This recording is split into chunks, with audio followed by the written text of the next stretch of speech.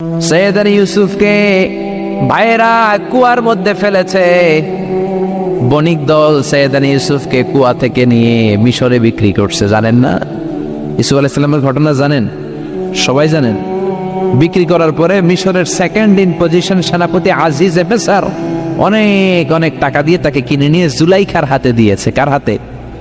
জুলাইখার নামও জানেন? জুলাইখার হাতে দেওয়ার পরে জুলাইখা তার নিজের ছেলের মতো মানুষ করতে শুরু করেছে। কিন্তু সৈয়দনা ইউসুফ যখন যুবক হয়ে গিয়েছে, ওনার চেহারা এত সুন্দর ছিল, জুলাইখা নিজেই ইউসুফের প্রেমে পড়ে গিয়েছে।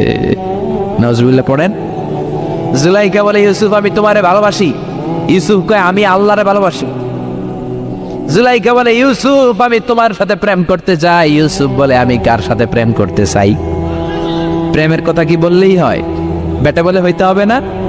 প্রেম তো চরের জমি নয়, জবরদখল করে হয়। প্রেমের দখল নিতে হলে প্রেমেই নিতে হয়, ঠিক কি না?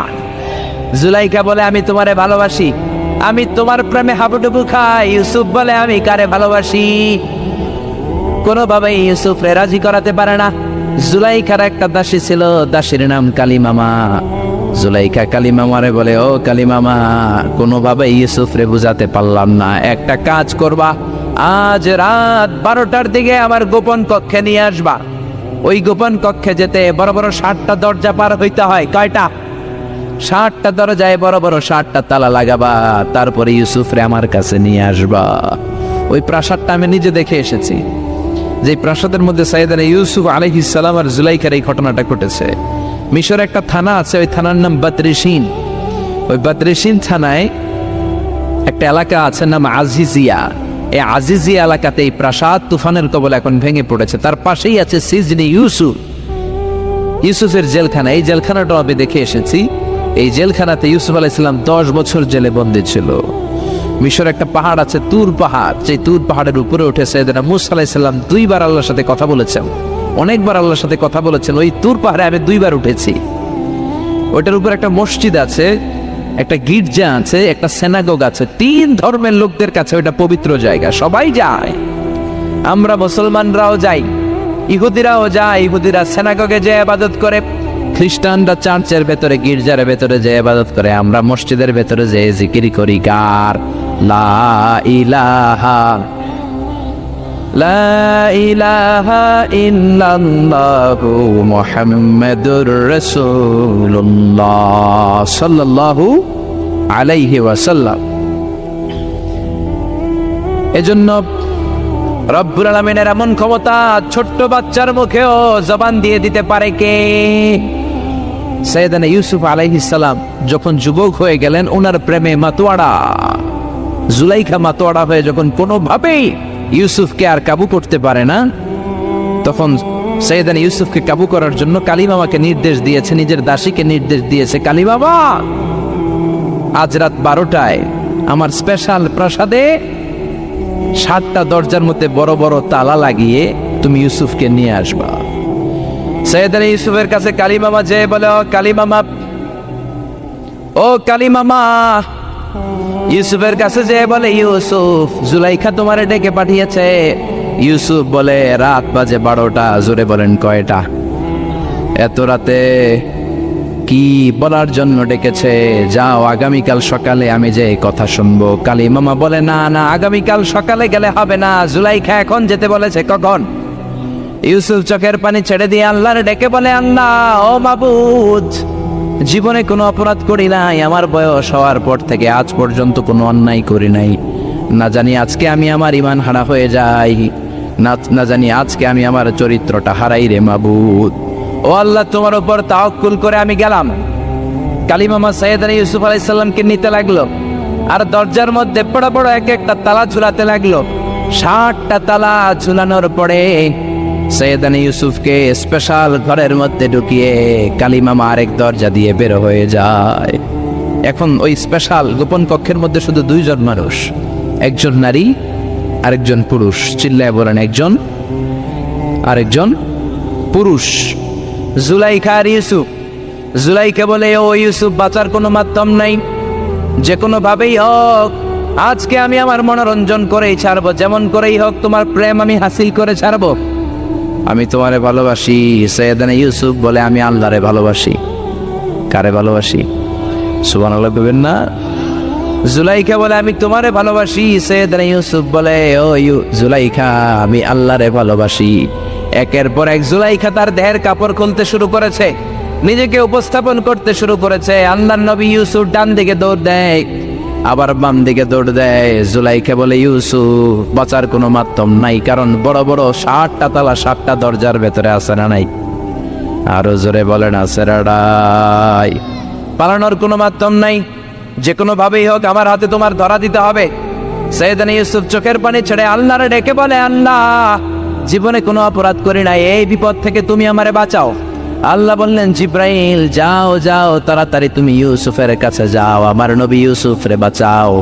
আমার নবী ইউসুফের কানের সামনে যে বলো ইলানা হিয়াতিল বাব, দরজার দিকে দৌড়াও। কোন দিকে? আরো জোরে বলেন কোন দিকে? ইলানা হিয়াতিল বাব, দরজার দিকে দৌড়াও। সাইয়েদনা জিব্রাইল বলে আমি পৃথিবীতে আমার পুরো জীবনে মাত্র কয়েকটা সময়ে খুব দ্রুত বাতাসের বেগে নেমে এসেছি, এর মধ্যে ওই দিন যেদিন ইউসুফের কাছে ঈমান বাঁচানোর জন্য আল্লাহ আমারে পাঠিয়েছিল। আরেকদিন হচ্ছে যে দিন ইসমাইলকে বাঁচানোর জন্য আল্লাহ আমারে দুম্বা দিয়ে পাঠিয়েছিল। আল্লাহু আকবার।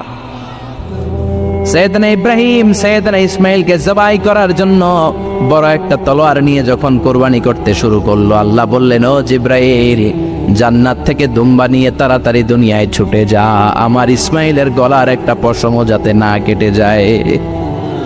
সৈয়দনা জিব্রাইল বাতাসের বেগে আল্লাহু আকবার আল্লাহু আকবার আল্লাহু আকবার বলতে বলতে দুম্বা নিয়ে চলে এসেছিলেন।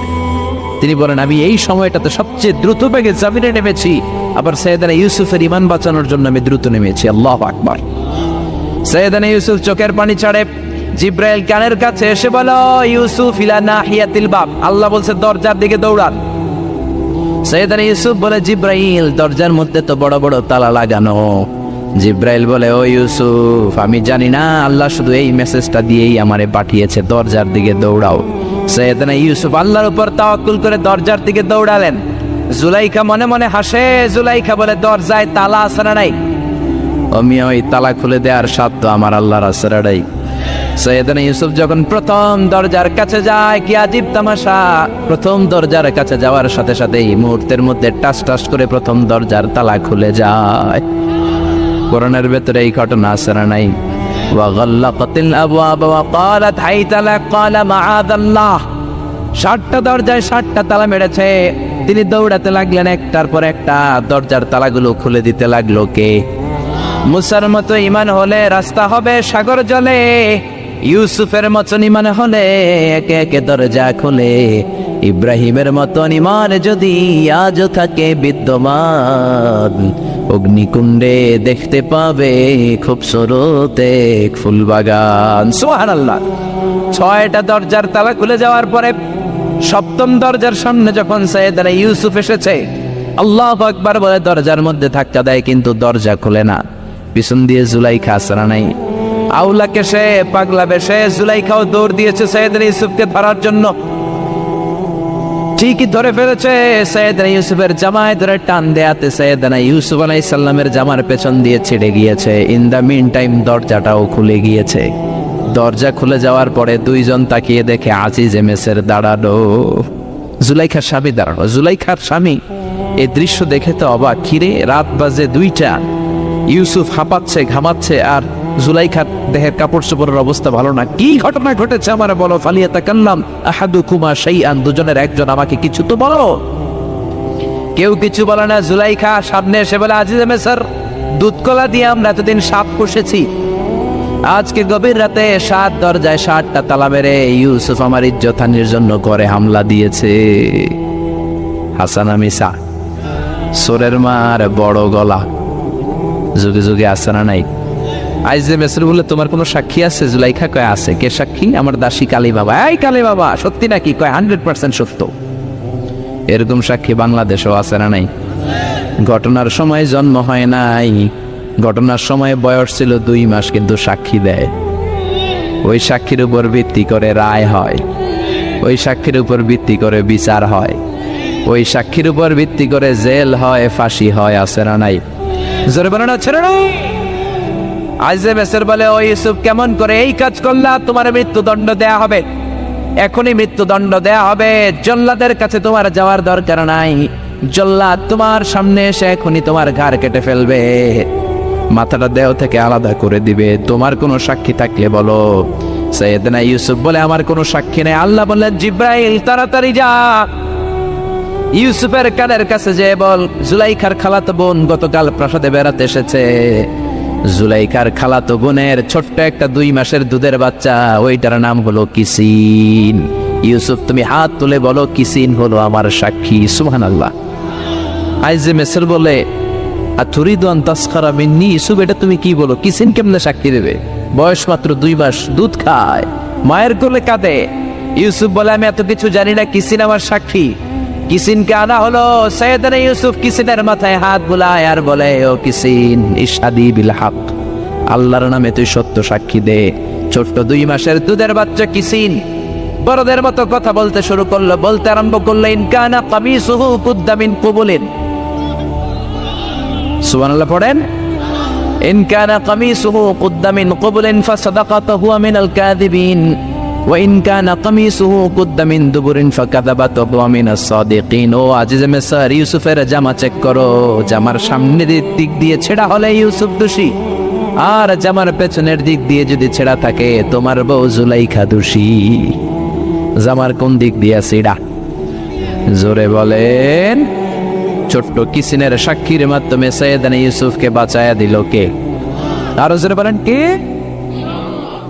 আল্লাহ বলছেন, ওয়াকাদা রাব্বুকা আল্লা তা'বুদু ইল্লা ইয়্যাহু ওয়া বিল ওয়ালিদাইনি ইহসানা। আমি আল্লাহর স্পেশাল 2টা ফয়সালা আমি তোমাদেরকে জানিয়ে দিচ্ছি। 2টা ফয়সালা। কয়টা? 2টা সিদ্ধান্ত। কয়টা? এই সিদ্ধান্তগুলা অনড় সিদ্ধান্ত, এটার কোনো নড়চড় নাই। আর ফয়সালা সিদ্ধান্তগুলো দিয়েছে কে? 1 নাম্বার ফয়সালা হচ্ছে, আল্লাহ তা'বুদু ইল্লা ইয়্যাহু, তোমরা কারো ইবাদত করতে পারবে না একজনের ছাড়া, তিনি কে? এজন্য রব্বুল আলামিন বলেন, ওয়াকাদা রাব্বুকা আল্লা তা'বুদু ইল্লা ইয়্যাহু ওয়া বিল ওয়ালিদাইনি ইহসানা। আমি আল্লাহর স্পেশাল ফয়সালা, আমি আল্লাহর অনড় সিদ্ধান্ত, যেই সিদ্ধান্ত কোনোদিন নড়বে না, যেই ফয়সালার কোনো নড়চড় হবে না, ওই ফয়সালার প্রথম ফয়সালা হলো ইবাদত হবে একজনের, তিনি কে? আবার আল্লাহ বললেন, মানব জাতি, জিন জাতি, এই 2টা জাতিকে আমি সৃষ্টি করেছি শুধু আমার ইবাদতের জন্য, ঠিক কি না? আমা খালাকাতুল জিন্না ওয়াল ইনসা ইল্লা লিয়াবুদুন। মানব জাতি, জিন জাতি সৃষ্টির মূল উদ্দেশ্য, লক্ষ্য শুধুমাত্র আমি আল্লাহর ইবাদত করা। সুবহানাল্লাহ। আবার এই পৃথিবীতে যত নবীরা এসেছেন, সব নবীদেরও একই দাওয়াত ছিল, কমন দাওয়াত, কমন মিশন, কমন কথা, ইয়া কওমি ইবুদুল্লাহা মা লাকুম মিন ইলাহিন গায়রুহু। ও আমার কওমের লোকেরা, ও আমার উম্মতেরা, ও আমার স্বজাতির লোকেরা, খবরদার, ইবাদত করলে একজনের করবা, তিনি কে? তাহলে আল্লাহর প্রথম ফয়সালা, ইবাদত হবে, জিকির হবে, সেজদা দিতে হবে একজনকে, তিনি কে? জিকির করবেন কার? চাইবেন কার কাছে? নাকি খাজা বাবার কাছে, নাকি ল্যাংটা বাবা? কেউ ফিরে না খালি হাতে, খাজারে তোর দরবারেতে। বলে না, বলে না, বলে না? আরে কত দরবার থেকে কত মানুষ খালি হাতে ফিরে আসে। দামি মোবাইল নিয়ে ঢুকছে, চোরে মোবাইল চুরি করে নিয়ে গেছে, এখন মোবাইল তো নাই, খালি হাতে ফিরে আস, কি করবে? দামি জুতা নিয়ে ঢুকছে, জুতা চুরি হয়ে যায়, ধাক্কা ধাক্কিতে জুতা চুরি হয়, তো খালি পায়ে ফিরে আসে, আছে না নাই? আমি একটা দরবার থেকে কেউ কোনোদিন খালি হাতে ফিরে না। দরবারটা কার দরবার? কেউ ফিরে না খালি হাতে, আল্লাহরে তোর দরবারেতে। বলেন, কেউ ফিরে না খালি হাতে। এজন্য আল্লাহ বলেন, আমার দরবার এমন দরবার 24 ঘন্টা খোলা, মাসের 30 দিন খোলা, বছরের 365 দিন খোলা, সারা জীবন খোলা। যখনই চাইবা তোমার ডাকে সাড়া দিবে কে? কেউ যেটা পারে না, পারে কে? কেউ যেটা দেয় না দেয় কে? কেউ যেটা শোনে না শোনে কে? আমরা কি সব শুনি? সব শোনে কে? আরো জোরে বলেন কে? ওই যে দেবিদ্বারে কি হইতেছে আপনি শুনতেছেন, মুরাদনগরে কি হয় আপনি শোনেন, আপনি দেখেন ঢাকায় কি হয় আপনি শোনেন, কোন জায়গায় কি ঘটতেছে আপনি জানেন, কিন্তু কেউ যেটা জানে না জানে কে? এত উপর থেকে 7 আকাশের উপরে, সিদরাতুল মুনতাহার উপরে, লাউহে মাহফুজের উপরে, বাইতুল মামুরের উপরে, আরশ কুরসি তার 70,000 নূরের পর্দার উপর থেকে তিনি এমন কুদরতি নজর দেন, সপ্ত জমিনের নিচেও যদি কোনো পিঁপড়া হাঁটে আল্লাহ এই পিঁপড়ার পায়ের আওয়াজটাও শুনতে পায়। এজন্য আল্লাহ বলে, গোলাম ইবাদত হবে শুধুমাত্র আমার। শুধুমাত্র কার? আল্লাযী ইউবাদ, যার ইবাদত করা হয়, যিনি ইবাদতের যোগ্য তিনি হলেন মাবুদ। আমাদের মাবুদ একজন, তিনি কে?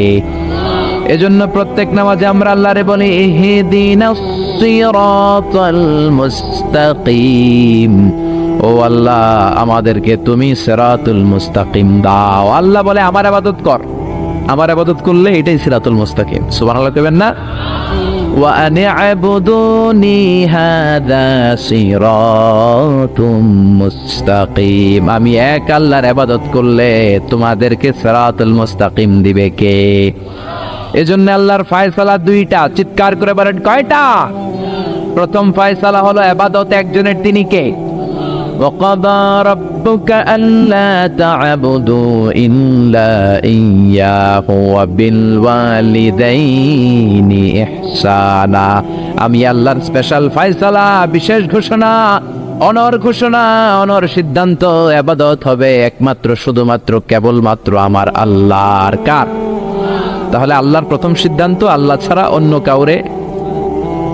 কাউর ইবাদত করা যাবে না, অন্য কাউকে সিজদা দেয়া যাবে না। কিন্তু কিছু লোক আছে মসজিদে আল্লাহরও সিজদা দেয়, এই যে মসজিদ ঢুকে আল্লাহর সিজদা দিবে, আর আশেপাশে মাজার থাকলে মাজারে জয় সিজদা দেয়, আছে না নাই? মহিলারা বেশি দেয়, আমাদের মহিলারা 2 জায়গায় বেশি যায়, এক যায় মাজারে, 2 যায় বাজারে, ঠিক কি না?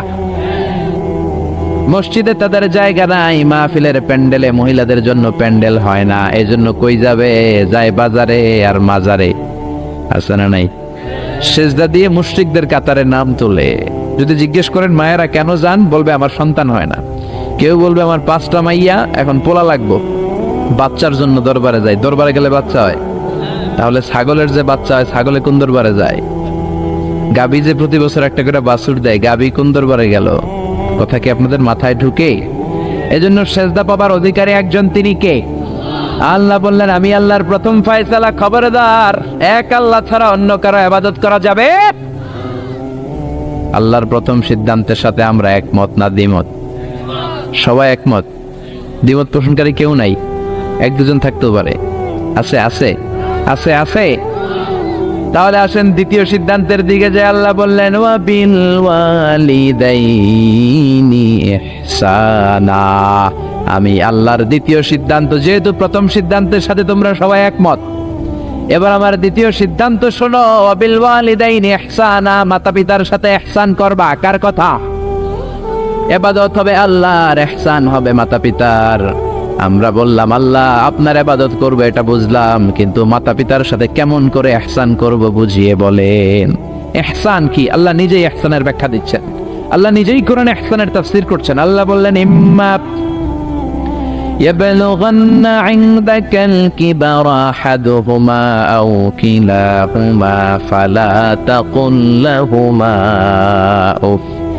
ইহসান কাকে বলে? বান্দা শোনো শোনো, তোমাদের মা কিংবা বাবা, একজন কিংবা 2 জন যখন বার্ধক্যে উপনীত হয়ে যায়, যখন বয়স্ক হয়ে যায়, তাদের কোনো কর্মকাণ্ডে খবরদার নাক ছিটকানো যাবে না, উফ আহ করা যাবে না, উফ শব্দটাও বলা যাবে না। কারণ তুমি তোমার আব্বা আম্মারে কম কষ্ট দাও নাই। তুমি যখন পেশাব করেছো, পায়খানা করেছো, তোমার আব্বা তোমাকে ঘর থেকে বের করে দিয়েছে নাকি? কথা বলেন। শীতের রাতে ডান দিকে নিয়ে তোমার মা তোমারে ঘুমালো, শীতের রাতে ডান দিকে পেশাব করে ভিজিয়ে দিয়েছো, মা তোমারে ঘর থেকে বের করে দেয় নাই, মা তোমারে বাম দিকে রেখেছে। বাম দিকেও পেশাব করছো, মা তখনও বের করে দেয় নাই, বুকের উপরে রেখেছে। রাত 3টার দিকে, মাঘ মাসের শীতে, কনকনে শীতে, বুকের উপরে পেশাব করে মায়ের শাড়িটা ভিজিয়ে দিয়েছো। রাত 3টার দিকে উঠে তোমার মা আরেকটা জামা পরে আবার তোমারে বুকে নিয়ে ঘুমায়। তোমার মা কি তোমারে বের করে দিছে নাকি? পেশাব করে পায়খানা করে ঘরটারে তুমি সারখার করেছো, তারপরে তোমার মা বাবা তোমারে বের করে দেয় নাই, তোমারে ঘর থেকে তাড়িয়ে দেয় নাই, তোমার এতিমখানায় রেখে আসে নাই। তোমার মা বাবা বয়স্ক হওয়ার কারণে তাদের কোনো কর্মকাণ্ডে খবরদার নাক ছিটকাবা না, এমনকি উফ আহ উফ শব্দটাও করা যাবে না। কার কথা? মা বাবা তোমারে ঘর থেকে যেমনি বের করে নাই, মা বাবা যেমনি তোমার এতিমখানায় দিয়ে আসে নাই, তেমনি তোমার মা বাবা যখন বয়স হয়ে যায়, বার্ধক্যে পৌঁছে যায়, মা বাবারে খবরদার বৃদ্ধাশ্রমে দিয়ে এসো না। কার কথা? বৃদ্ধাশ্রম বাংলাদেশে আছে না নাই? ছেলে আমার মস্ত মানুষ, মস্ত অফিসার, মস্ত ফ্ল্যাটে যায় না দেখা এ পার ও পার, নানান রকম জিনিস আর আসবাব দামি দামি, সবচেয়ে কম দামি ছিলাম একে মাত্র আমি। ছেলের আবার আমার প্রতি অগাধ সম্ভ্রম, আমার ঠিকানা তাই বৃদ্ধাশ্রম। ঠিক কি না? কপাল পর অনেক ডাকাত আছে, মা বাবা বয়স হয়ে যাওয়ার কারণে তাদের কর্মকাণ্ডগুলো আর ভাল লাগে না, মা বাবারে বৃদ্ধাশ্রমে দিয়ে আসে। যেই ছেলে মেয়েগুলো মা বাবারে বৃদ্ধাশ্রমে দেয়, তোদের কপালে বুড়া হইলে বৃদ্ধাশ্রমও জুটবে না, ভাঙ্গা থালা হাতে নিয়ে তুই ভিক্ষা করে খাবি। ঠিক কি না? এজন্য আল্লাহ বলে ইহসান কারে বলে, শোনো শোনো, ইম্মা يبلغن عندك الكبر أحدهما أو كلاهما فلا تقل لهما أف। মা বাবা একজন কিংবা দুইজন যখন বার্ধক্যে উপনীত হয়ে যায়, খবরদার তাদের কোনো কাজে উফ শব্দটাও করো না। কে বললেন? জোরে বলেন না, কে বললেন? তারা পেশাব করবে, এটা তুমি পরিষ্কার করবা, না পারলে কাউরে দিয়ে করাবা। তারা যেমনি তোমারে বের করে দেয় নাই, তুমিও বের করে দিতে পারবা না, এটাই ইহসান। ঠিক কি না? এজন্য আল্লাহ বললেন ওয়াবিল ওয়ালিদাইনি ইহসানা, মাতা পিতার সাথে ইহসান করবা, এটা আমার দ্বিতীয় সিদ্ধান্ত। আমরা বললাম আল্লাহ ইহসানের ব্যাখ্যা কি? আল্লাহ বললেন মা বাবা একজন কিংবা দুইজন যদি বয়স্ক হয়ে যায়, তাদের কোনো কাজে নাক ছিটকানো যাবে। 2 নম্বর ইহসানের ব্যাখ্যা, ওয়ালা তানহারহুমা, মা বাবারে ধমক দিও না। মা বাবারে ধমক দেয় এরকম বেয়াদব আছে না নাই? এরকম ডাকাইত আছে না নাই? এই এলাকায় নাই? অন্যান্য সবার সাথে খুব মিষ্টি ভাষায়, এক ভদ্র, খুব প্রেস্টিজিয়াস লোক, কিন্তু মায়ের সাথে খারাপ আচরণ, ধমকি দিয়ে কথা বলে, ঝিড়কি দিয়ে কথা বলে, মারে ডাকে বুড়ি, বাবারে ডাকে বুড়া, এরকম ডাকাত আছে না নাই? কেমন করে মারে তুমি বুড়ি বলে ডাক দাও? তোমার মা বাবা তো বুড়া বুড়ি হয়েছে তোমার কারণে, তোমারে মানুষ করতে যে তারা তাদের জীবন যৌবন শেষ করেছে, তোমারে লেখাপড়া করাতে যে তারা তাদের জমি জমা হারিয়েছে, তোমারে বিদেশে পাঠাতে যে তারা তাদের ভিটে মাটা ছাড়া হয়েছে। কেমন করে মারে তুমি বুড়ি ডাকো, বাবারে তুমি বুড়া ডাকো? খবরদার, আল্লাহ বললেন ওয়ালা তানহারহুমা, আব্বা আম্মা কাউরে তোমরা ধমক দিও না। ধমক দেয়া যাবে? কথা বলেন। এরপর আল্লাহ বললেন ইহসানের 3 নম্বর ব্যাখ্যা, ওয়াকুল লাহুমা কওলান কারীমা, মা বাবা দুইজনের সাথে ভালো আচরণ করো, কোমল ভাষায় কথা বলো। কার আইন?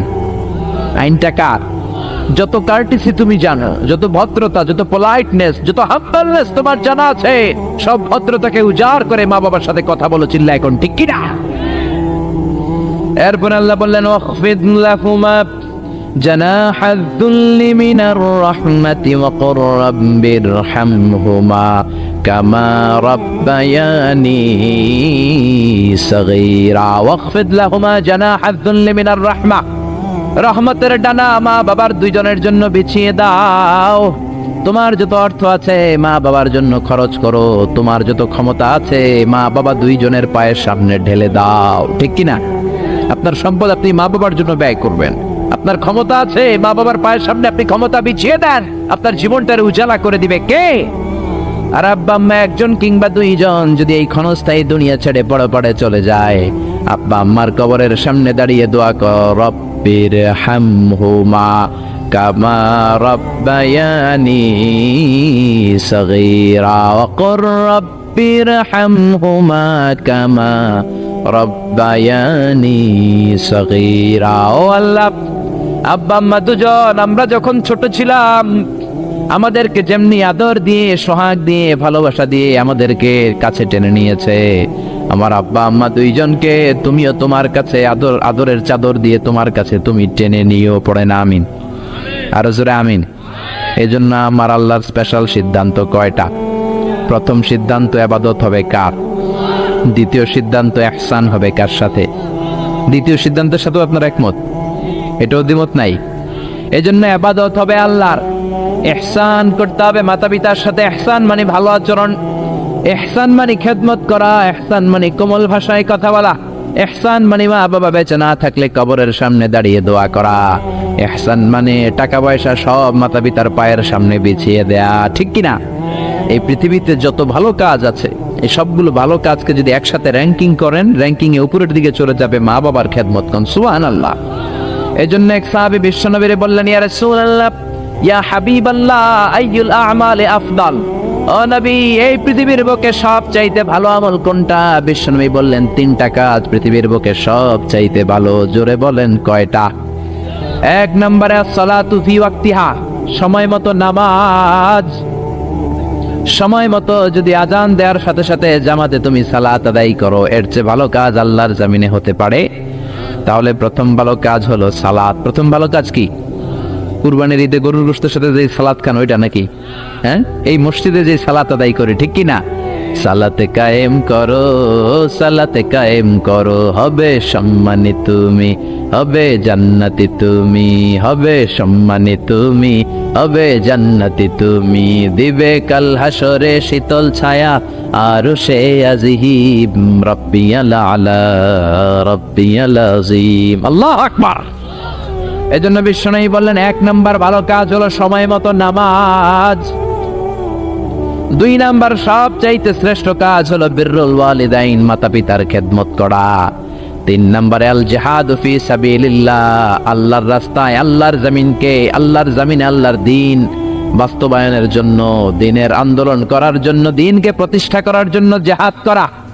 ওই জিহাদ হলো 3 নাম্বারের ভালো কাজ।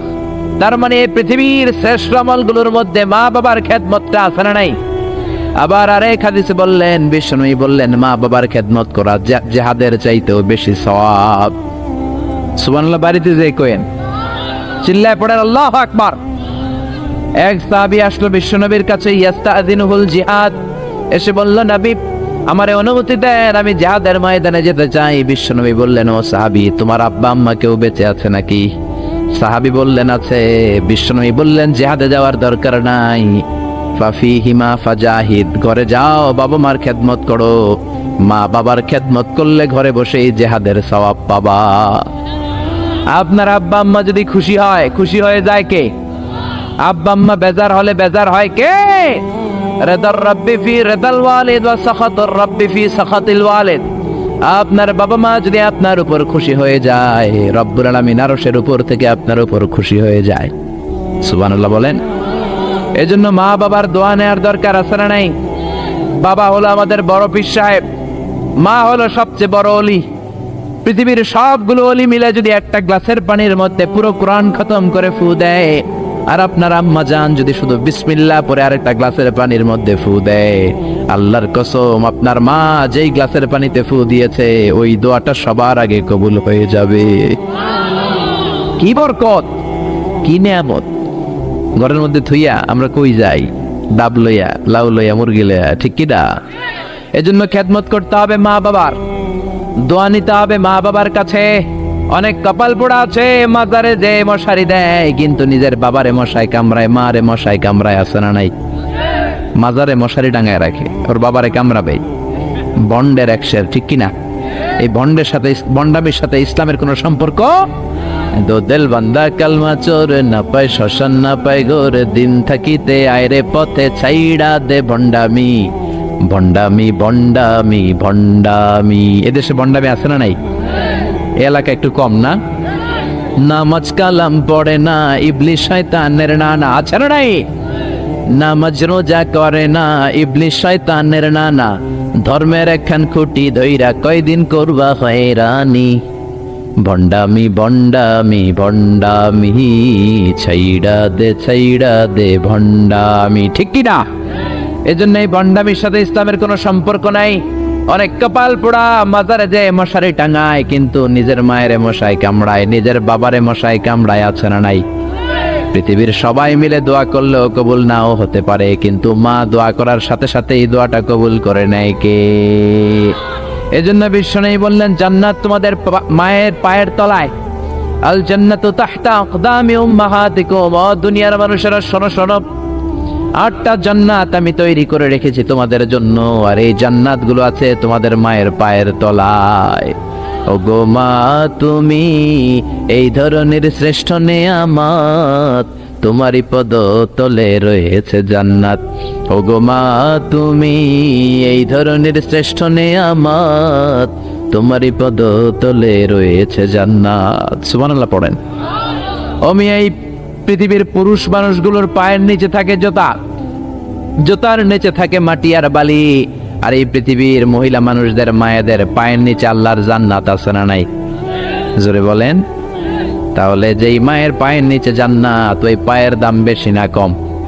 এই পৃথিবীটারে 1000 বার বিক্রি করলে বিক্রির টাকা দিয়ে জান্নাতের একটা চেয়ারের দাম হবে? আর যে 8টা জান্নাত মায়ের পায়ের নিচে পড়ে আছে, ওই পা দুইটার দাম আল্লাহর কাছে বেশি না কম? জোরে বলেন। এই জন্য দোয়া চাবেন মায়ের কাছে, দোয়া চাবেন বাবার কাছে, হাদিয়া দিবেন সবার আগে আম্মারে, সবার আগে আব্বারে। চাকরি থেকে বেতনটা পাওয়ার পরে ওইখান থেকে সবার আগে যেই টাকাটা হাতে তুলে দিবেন, ওই টাকাটা মায়ের হাতে দিবেন। কার কাছে? নাকি বউয়ের হাতে? বউয়ের হাতে দিবেন, কিন্তু আগে মায়ের হাদিয়া করবেন, ঠিক কিনা? কারণ বউ গেলে বউ পাওয়া যায়, বন্ধু গেলে বন্ধু পাওয়া যায়, গার্লফ্রেন্ড চলে গেলে গার্লফ্রেন্ড পাওয়া যায়, মা চলে গেলে মা পাওয়া যায় নাকি? জোরে বলে। মা চলে গেলে মা আর ফিরে আসে না। এজন্য বিশ্বনবী বলেন, জান্নাতের 2টা স্পেশাল দরজা আছে। এক দরজার নাম আব্বা, আরেক দরজার নাম আম্মা। এই 2টা দরজা আমাদের ঘরে আছে না নাই? এজন্য বিশ্বনবী বলেন, এই 2টা দরজার সাথে কেমন আচরণ করবা এটা তোমার ডিসিশন। ওমা জান্নাতুকা ওয়া নারুক। মা বাবাই তোমার জান্নাত, মা বাবাই তোমার জাহান্নাম। মা বাবার সাথে যদি ভালো আচরণ করো, 8টা জান্নাতের দরজা খুলে দিবে কে? আর মা বাবার সাথে যদি খারাপ আচরণ করো, জাহান্নাম গুলা তৈরি আছে না নাই? মা বাবা যদি হিন্দু হয়, যদি বৌদ্ধ হয়, যদি খ্রিস্টান হয়, নাস্তিক হয়, তারপরেও মা বাবার সাথে ভালো আচরণ করতে হবে। নাকি হিন্দু হওয়ার কারণে বাদ দিয়ে দিবেন? বাংলাদেশে এরকম অনেক হিন্দু ফ্যামিলি আছে, ওই ফ্যামিলির ছেলে তাফসির মাহফিল আইসা কোরআনের কথা শুই না, মুফাসসিরে কোরআনের হাতে হাত রেখে কালিমা পড়ে মুসলমান হয়ে গেছে, আছে না নাই? কিন্তু মা মুসলমান হয় নাই, বাবা মুসলমান হয় নাই। খবরদার, মা বাবা হিন্দু থাকলেও তোমার মা বাবা তার জন্য খরচ করবা, ভালো আচরণ করবা, তার কাছ থেকে আশীর্বাদ নিবা। মা বাবার দোয়া আশীর্বাদ কবুল করে নেয় কে? এটা হিন্দু হোক, বৌদ্ধ হোক, নাস্তিক হোক, কোনো বিষয় না। আসমা বিনতে আবি বকর বিশ্বনবীর শালী। বিশ্বনবীর শালীর নাম কি? আসমা বিনতে আবি বকর। বিশ্বনবীরে বললেন, নবী আনা মুসলিমা, আমি মুসলিমা, আমার আম্মা মুশরিকা, আফা আসলুহা। বুখারীর বর্ণনা। এখন আমি কি করব? আম্মা যদি আমার কাছে আসে, আম্মা জানের সাথে ভালো আচরণ করব নাকি? আম্মা তো মুশরিকা, আমি মুসলিমা। বিশ্বনবী বললেন, খবরদার, মুশরিকা হোক কাফেরা হোক, সিলিহা, মা বাবার সাথে ভালো আচরণ করো। অবশ্যই তোমার মায়ের দোয়া তুমি নিবে, অবশ্যই তোমার মায়ের সাথে তুমি ভালো আচরণ করবে। চিল্লা এখন, ঠিক কিনা? এই পৃথিবীতে অনেক নবী ছিল, যেই নবীদের বাবা ছিল মুশরিক কাফের, আছে না নাই? সাইয়েদনা ইব্রাহিম, গোটা মুসলিম মিল্লাতের পিতা, জাতির পিতা সাইয়েদনা ইব্রাহিম আলাইহিস সালাম, উলুল আজমি মিনার রাসূল, জালিল কাদর পয়গম্বর, কিন্তু ওনার আব্বা কালিমা পড়ে মুসলমান হয় নাই। বাবার নাম কি? আজহার। মুশরিক, মূর্তি বানাইতো, মূর্তি বানানোর ইন্ডাস্ট্রি ছিল তার বাবা। চিল্লা এখন, ঠিক কিনা? তাই বলে কি বাবার সাথে খারাপ আচরণ করছে? বাবারে গালি দিছে? ইয়া আবাতি লিমা তা'বুদু মা লা ইয়াসমা'ু ওয়া লা ইউবসিরু ওয়া লা ইউগনি আনকা শাইআ। শ্রদ্ধা সহকারে, সম্মান সহকারে বাবারে নসিহত করেছ, বাবা কেন আপনি ওই মূর্তির পূজা করেন যেই মূর্তি কানে শোনে না, যেই মূর্তি চোখে দেখে না, যেই মূর্তি ভালো মন্দ আপনার কিচ্ছু করতে পারে না, ওই মূর্তির পূজা কেন করেন? সম্মানের সাথে বাবারে দিনের দাওয়াত দিলেন, কিন্তু বাবার সাথে কোনোদিন খারাপ আচরণ করে নাই। সুবহানাল্লাহ। এজন্য আল্লাহ বলেন আমার ফয়সালা দুইটা। কয়টা? ইবাদত হবে কার আর ইহসান হবে কার সাথে? বিশ্বনবী বললেন ইহসান করবা না কেন? কারণ এই মা বাবা এমন রহমত, মা বাবার চেহারার দিকে তাকালেই সওয়াব আছে না নাই? বিশ্বনবী বলতেন নাযার ইলা সালাসাতি আশিয়া ইবাদাত, তিনটা জিনিসের দিকে রহমতের নজর করে তাকালে আমলনামায় সওয়াব দেয় কে? এক নম্বরে নাযার ইলাল মুসহাফ, কোরআনের দিকে রহমতের নজরে তাকালে সওয়াব আছে না নাই? দুই নম্বরে নাযার ইলাল কাবা, হজ করতে গেলেন, উমরা করতে গেলেন, কাবার দিকে নজর দেওয়ার সাথে সাথে সওয়াব আছে না নাই? তিন নম্বরে নাযার ইলা ওয়াজহিল ওয়ালিদাইন, মাতা পিতার চেহারার দিকে রহমতের নজরে একবার তাকালে কবুল হজের সওয়াব দিবে কে? এক সাহাবী বললেন ও নবী গো, ওয়ালাউ মিআ মাররা, 100 বার যদি আমি আমার আম্মার চেহারার দিকে রহমতের নজরে তাকাই তাহলে কি 100টা কবুল হজের সওয়াব হবে নাকি? বিশ্বনবী বললেন নাআম ওয়ালাউ মিআ মাররা, 100 বার নজর করে তাকালে 100টা কবুল হজের সওয়াব হয়ে যাবে। 4 লক্ষ টাকা খরচ করে আপনি হজ করে আসছেন, বুকে হাত দিয়ে বলতে পারবেন নি যে হজটা কবুল? বলতে পারবেন? কোনো গ্যারান্টি ওয়ারেন্টি আছে? আছে আছে। কিন্তু মা বাবার চেহারার দিকে নজর করলেই কবুল হজের সওয়াব আমলনামায় দিবে কে? মা বাবা এমন জিনিস, দোয়া করলেই কবুল। মুহূর্তের মধ্যে মায়ের দোয়া কবুল করে কে? মায়ের শুধু দোয়াটাই কবুল না, বদদোয়াটাও কবুল। যদি শুধু দোয়াটা কবুল হইতো তাহলে বলতে পারতাম আর দোয়া না করলে কি হয়েছে। কিন্তু শুধু দোয়াই না, দোয়াও কবুল, বদদোয়াও, দোয়াও কবুল, বদদোয়াও। এজন্য মা বাবার ছেলে মেয়েদের উদাহরণ হচ্ছে তরমুজ আর ছুরির মতো। মা বাবা হলো ছুরি, ছেলে মেয়ে হলো তরমুজ। তরমুজ নিচে রেখে উপর থেকে ছুরি মারলে তরমুজ কেটে যায়, আবার নিচে ছুরি রেখে উপর থেকে তরমুজ ফেলে দিলেও তরমুজ কেটে যায়। উভয় অবস্থায় তরমুজ কেটে যায়, ছুরির কিছু হয় না, ঠিক কি না? আপনি বুলেট মারলে অনেক সময় বুলেট মিস হতে পারে, নাকি বুলেট মিস হয় না? গুলি মারলে হয় না? হয় না? ড্রোন হামলা করলেন, মিসাইল হামলা করলেন, মিস হতে পারে, কিন্তু মায়ের দোয়া, জোরে বলেন না, মিস হবে? এজন্য বিশ্বনবী বলতেন সালাসু দাওয়াতিন মুস্তাজাবা, 3 ব্যক্তির দোয়া মুহূর্তের মধ্যে কবুল হয়ে যায়। 1 নম্বরে হলো দাওয়াতুল মুসাফির, মুসাফিরের দোয়া কবুল করে কে? 2 নম্বরে দাওয়াতুল মাজলুম, অত্যাচারিত ব্যক্তির দোয়া কবুল করে কে? 3 নম্বরে দাওয়াতুল ওয়ালিদাইনি লিওয়ালাদিহি, মাতা পিতার দোয়া, যখন মাতা পিতা ছেলে মেয়েদের জন্য দোয়া করে ওই দোয়াটাও কবুল করে কে? মাতা পিতার দোয়াও কবুল, বদদোয়াও। জোরে জোরে বলেন, দোয়াও কবুল, বদদোয়াও। বদদোয়া করলেও কবুল হয়ে যাবে। বুখারীর বর্ণনা, জুরাইজ নামে এক আল্লাহর ওলি ছিল। আল্লাহর ওলির নাম কি? আরো জোরে বলেন। জুরাইজ নামে এক আল্লাহর ওলি ছিল, বনি ইসরায়েলের অনেক বড় আবেদ। পাহাড়ের উপরে ওনার গির্জা, ওই গির্জার মধ্যে রাত্রিবেলায় তাহাজ্জুদ পড়তে পড়তে আল্লাহর ওলি হয়ে গেছে।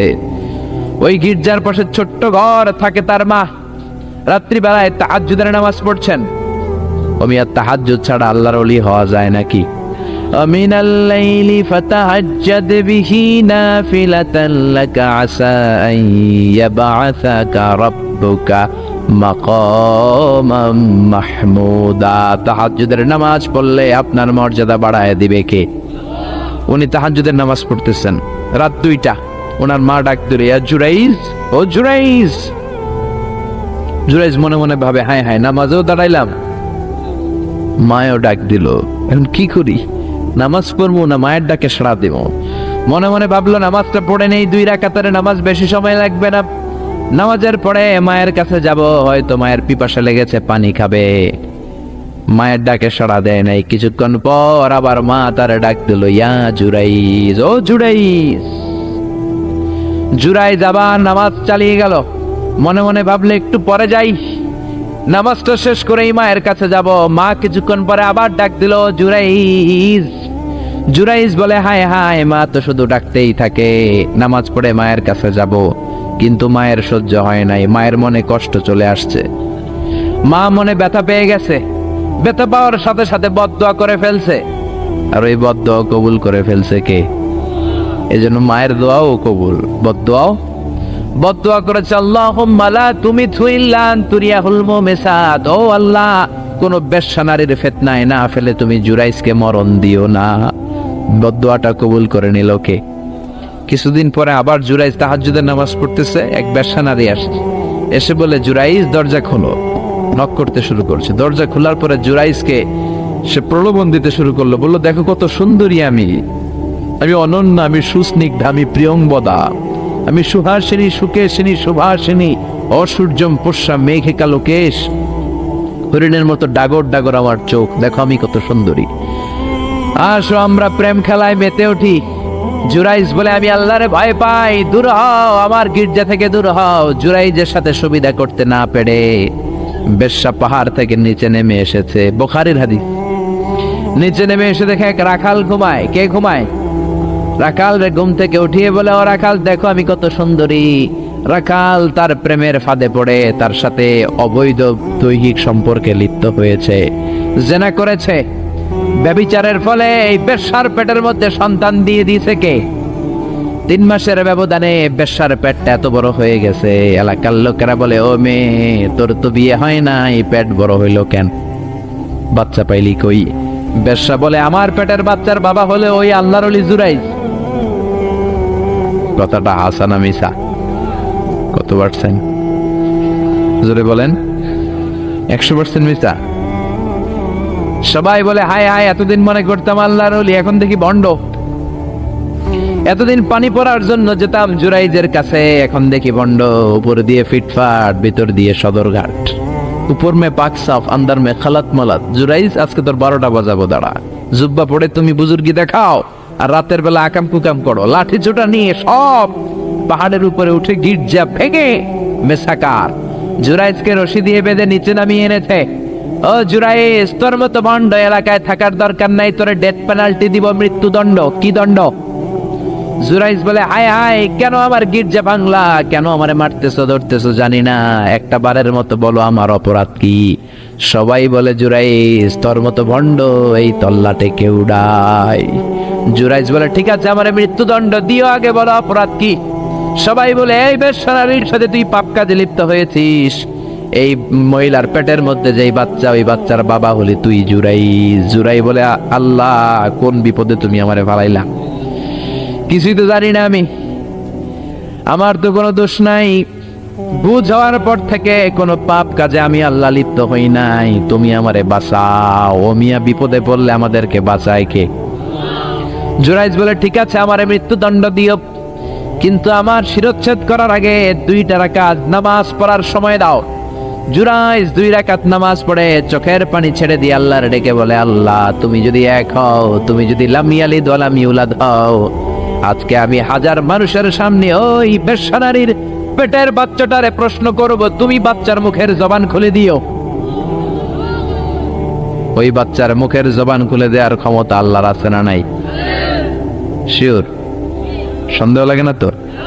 আল্লাহর এত ক্ষমতা, পেটের একটু বাচ্চা কথা বলবে? পারবে, পারবে, আসলে পারবে। ও আল্লাহ, তুমি যদি এক হও, তুমি যদি সব ক্ষমতার অধিকারী হও রব্বুল আলামিন, আমি বেশ্যার বাচ্চার পেটের দিকে তাকিয়ে নজর করে বলবো, ও বাচ্চা তুমি কথা বলো। আল্লাহ তুমি ওই পেটের বাচ্চার মুখের জবান খুলে দিও। সুবহানাল্লাহ, সুবহানাল্লাহ, চিল্লায় পড়েন আল্লাহু আকবার।